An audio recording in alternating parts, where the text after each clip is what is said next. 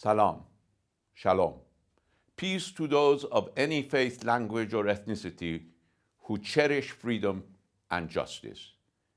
Greetings to the followers of all religions and all children of Abraham, regardless of their creed, ethnicity, or language. Shalom to my fellow Iranians of Jewish faith and all followers of Prophet Moses across the globe.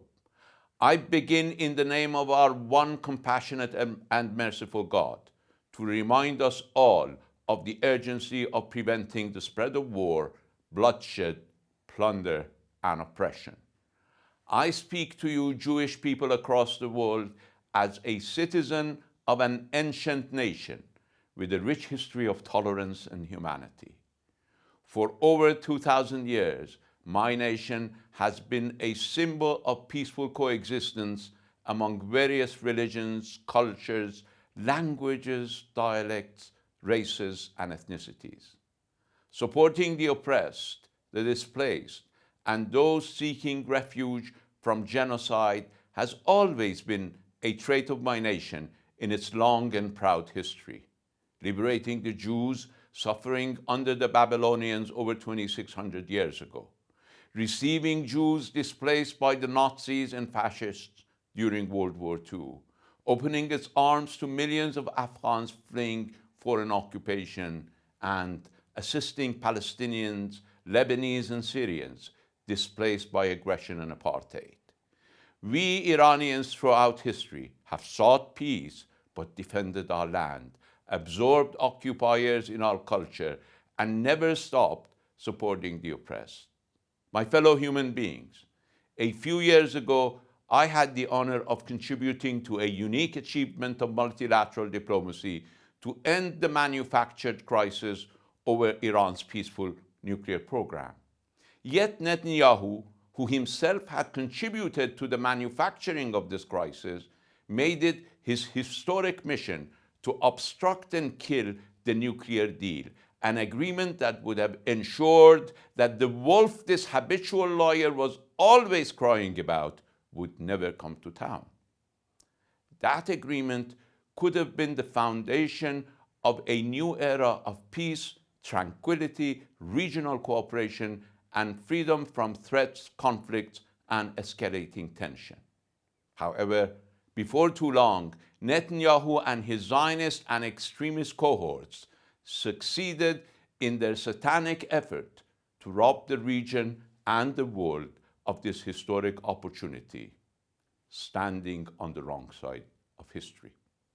Standing on the wrong side of history again, Netanyahu and his regime, along with Israel's Western enablers, have unleashed the machinery of death and destruction in the region, causing carnage and crimes against humanity in a genocidal campaign that has murdered over 50,000 civilians, including over 10,000 children. But resistance to occupation will not die by killing children or even its leaders.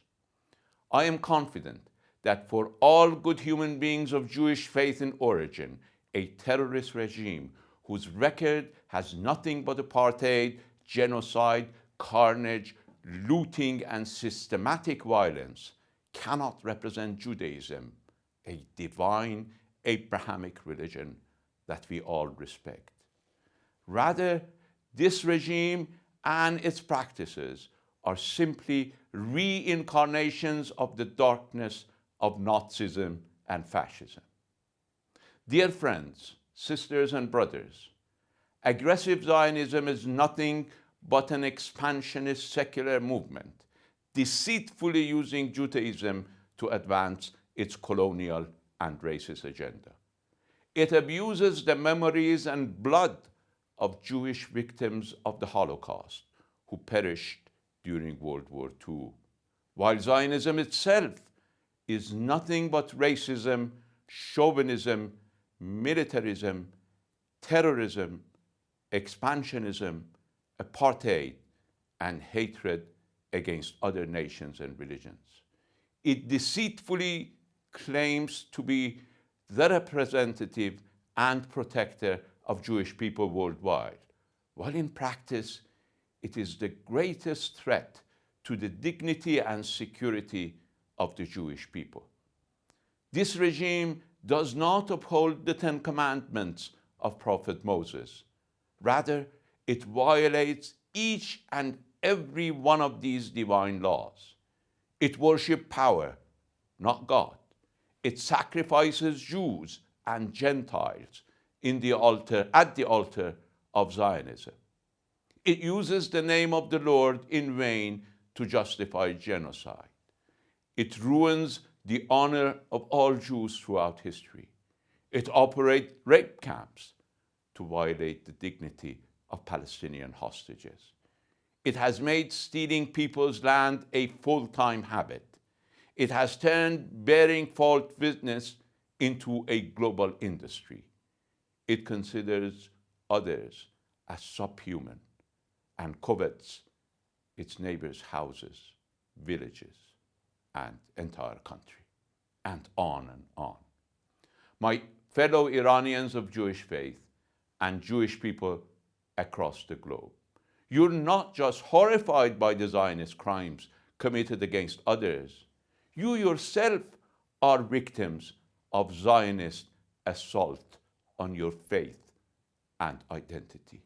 Continue to stand as you have done in the streets of Western capitals with all the innocent victims of Zionism in Palestine and elsewhere.